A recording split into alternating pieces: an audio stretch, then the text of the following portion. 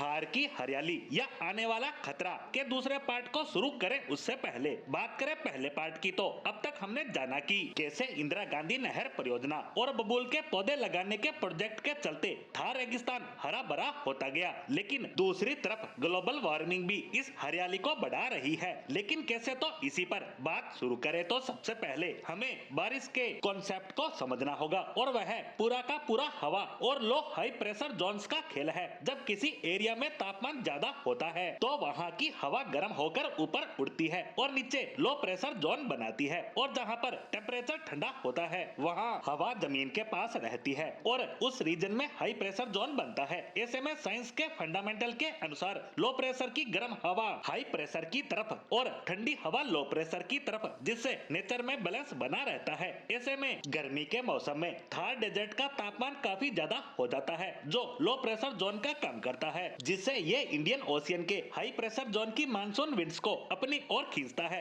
अब जब ये मॉइस्चर फील्ड हवा इंडियन रीजन में लैंड करती है तो कंडेंसेशन की वजह से ये हवा इस रीजन में बारिश गिराते गिराते आगे बढ़ती है जब तक वो हिमालय से जा ना टकराए। इसके बाद नॉर्थ और नॉर्थ ईस्ट इंडिया में भी भारी बारिश होने लगती है। लेकिन यहाँ एक समस्या है और वो है थार में अरावली पर्वत श्रृंखला जो इन हवाओं को ब्लॉक कर देती है, जिस वजह से थार में सूखा पड़ता है। लेकिन रिसेंटली गुवाहाटी के कॉटन यूनिवर्सिटी के एक मेटेरोलॉजिस्ट भूपेंद्र नाथ गोस्वामी जब भारत के क्लाइमेट पैटर्न को स्टडी कर रहे थे तब उन्हें एक अनयूजेबल फिनोमिना मिला, जिस पर उनका कहना है कि बढ़ते ग्लोबल वार्मिंग की वजह से अभी भारत के बे ऑफ बंगाल रीजन में कुछ नए अनयूजुअल प्रेशर जोन क्रिएट हो रहे हैं, जिसकी वजह से जो बारिश नॉर्थ इंडिया की तरफ बढ़नी चाहिए वो अब सीधे थार डेजर्ट की ओर बढ़ रही है। और यह खतरनाक है क्योंकि अगर यही पैटर्न कंटिन्यू होता रहा तो ज्यादा बारिश होने की वजह से आने वाले दशकों में थार तो ग्रीन हो जाएगा, लेकिन इन परिवर्तनों से भारत के बाकी के इलाकों में बारिश की किल्लत होने लगेगी, जिससे वहां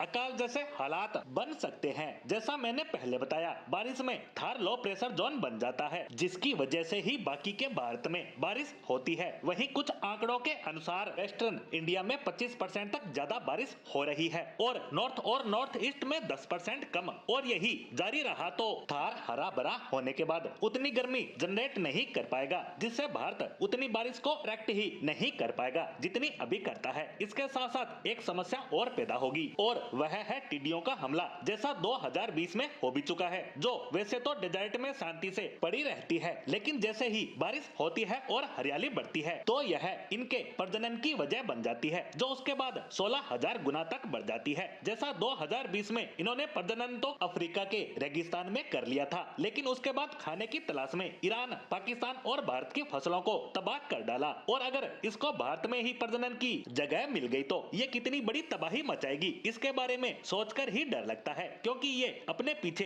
तबाही के अलावा कुछ भी नहीं छोड़ते। जैसे 2020 की तबाही से पाकिस्तान अब भी उबर नहीं पाया है। ऐसे में ये ग्लोबल वार्मिंग क्या क्या रंग दिखाएगी ये आने वाले समय में ही पता चल पाएगा, लेकिन जो भी होगा